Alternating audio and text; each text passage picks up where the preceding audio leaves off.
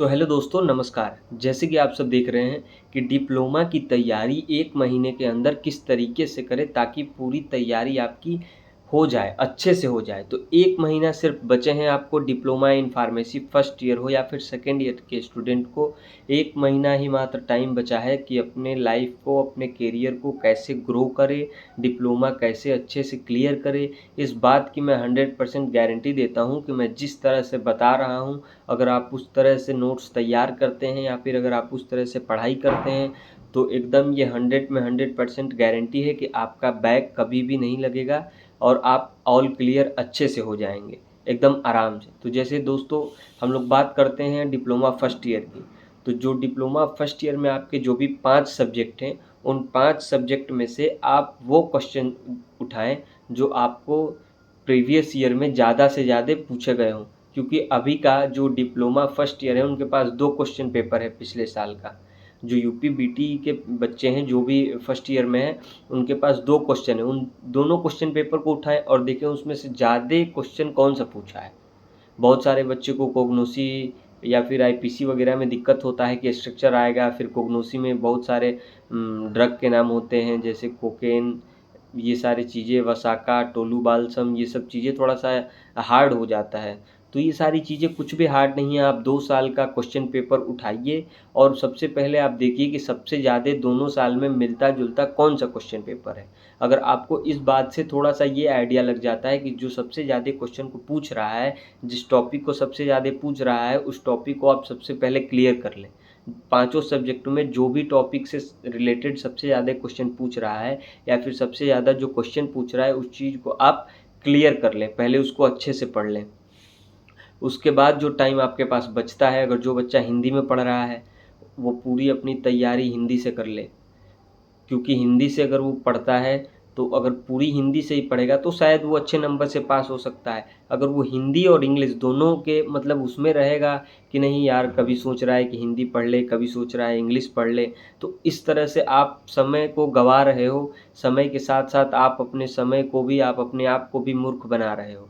तो इस तरह से आपके पास टाइम बहुत कम बचा है। अभी प्रपोजल डेट या फिर टेंटेटिव डेट आया है कि 22 तारीख से एग्ज़ाम चालू होने वाले हैं। तो इसका कोई कंफर्म नहीं कहा जा सकता है क्योंकि ऊपर साफ साफ लिखा हुआ है कि ये प्रपोजल डेट है, ये कोई कंफर्म डेट नहीं है। तो जैसे कि पिछली बार भी हम लोगों का एग्ज़ाम हुआ था तो उसमें जुलाई में ही एग्ज़ाम हुई थी, तो इस बार भी शायद जुलाई में ही हो, इस बात का कोई कंफर्म नहीं है। पर आप अपने तरफ से 22 तारीख तक अपने आप को पूरी तरह से प्रिपेयर कर लें कि आपको एग्ज़ाम 22 तारीख को ही देने जाना है। आप उस तरह से अपनी पढ़ाई को चालू कर दें। तो दोस्तों, अगर जो बच्चा सिर्फ हिंदी पढ़ने वाला है, हिंदी और इंग्लिश मिक्स करके पढ़ने वाला है, उस बच्चे को अपनी तैयारी प्रॉपर उसी तरीके से करनी चाहिए जिस तरीके से वो सोचा है। ये सोचने का टाइम अब ख़त्म हो गया है आपके पास कि आप इंग्लिश में लिखोगे कि हिंदी में। आपने पूरे साल चाहे जिस सब लैंग्वेज में पढ़ा उससे कोई मतलब नहीं, लेकिन लास्ट में आपको जिस लैंग्वेज में समझ में आ रहा है उस लैंग्वेज में आप अपने आप को प्रिपेयर बहुत अच्छे तरीके से कर लीजिए। क्योंकि अब आपके पास टाइम का वैल्यू ज़्यादा है और टाइम ज़्यादा है भी नहीं। अब बात करते हैं हम डिप्लोमा सेकेंड ईयर के बच्चों को।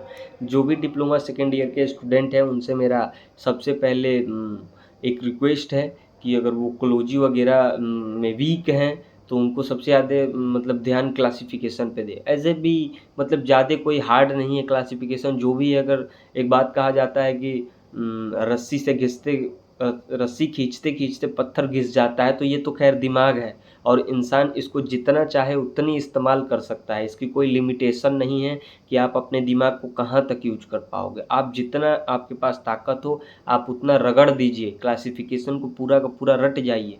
ऐसा नहीं है कि पूरा क्लासिफिकेशन ही रट जाइए, पर उसमें से 20-30 ऐसा आप ड्रग निकाल लीजिए जो आपको लगता है कि इम्पोर्टेंट है।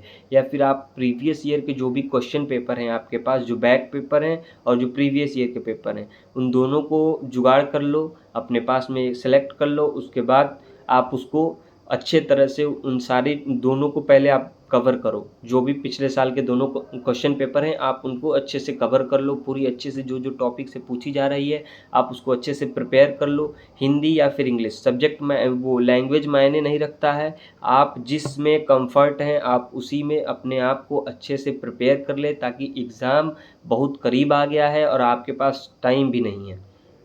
तो इस तरीके से आप अपने आप को प्रिपेयर करें कि आपका एग्ज़ाम जो है वो बहुत अच्छे से जाए। और डेली आज से मैं बता रहा हूँ कि मतलब सबसे बढ़िया ट्रिक है कि डेली आज से आप 4 घंटा अपने आप को दें और हर एक सब्जेक्ट को कम से कम 40 मिनट या 50 मिनट दें। और जब भी पढ़ाई करें तो बिल्कुल फ़ोन वगैरह सारा चीज़ साइलेंट कर दे या फिर फ़ोन को अपने से दूर रख दे। नोट्स है तो नोट से पढ़े, अगर फ़ोन से पढ़ भी रहे हैं तो मतलब नोट्स के अलावा कहीं और ध्यान अपने आप को ना ले जाए। क्योंकि आजकल के समय में क्या है कि एक रील्स खोलो तो उसको कब तक स्क्रॉल किया जा सकता है, इसका टाइम लिमिटेशन कोई नहीं जानता है। आपने एक बार इंस्टाग्राम, यूट्यूब, फेसबुक जो भी खोला, अब आपने एक बार स्क्रॉल करना चालू कर दिया तो कब रुकेगा वो मैं भी नहीं बता पाऊँगा, ना आप बता पाओगे। इसीलिए आप जब भी पढ़ाई करो तो इस बात को ज़रूर ध्यान रखो कि हमें सिर्फ पढ़ाई ही करना है। और सिर्फ आपके पास मुश्किल से 20 से 25 दिन बचे हुए हैं। अगर आप अपने आप को अच्छे से प्रिपेयर कर लेते हैं तो शायद आप अपने लाइफ को एक अच्छा स्टेज पे लेके जा सकते हैं, एक अच्छे करियर बना सकते हैं। तो बस आपके पास यही 25 दिन बचा है और आपको डिसाइड करना है कि आपको इन 25 दिन में करना क्या है। आप अपने आप को आगे लेके जाना है या फिर से वही डिप्लोमा सेकेंड ईयर ही करते रहना है। तो दोस्तों थोड़ा सा लाइफ में सीरियस हो जाइए और अपने आप को भी डेवलप कीजिए, ताकि जो भी आपका आने वाले समय है वो बहुत अच्छा जाए और अच्छे से निकले। तो आप अपने आप को एकदम अच्छे से प्रिपेयर कर लीजिए और हर एक सब्जेक्ट में आप 40 से 50 मिनट दीजिए और सारे सब्जेक्ट का वो सारा टॉपिक कवर कीजिए जो आपको लगता है कि ये इम्पोर्टेंट है। अगर नहीं पता चलता है कि क्या इम्पोर्टेंट है तो आप इससे गूगल, यूट्यूब या फिर प्रीवियस ईयर का क्वेश्चन पेपर से आप हेल्प ले सकते हैं।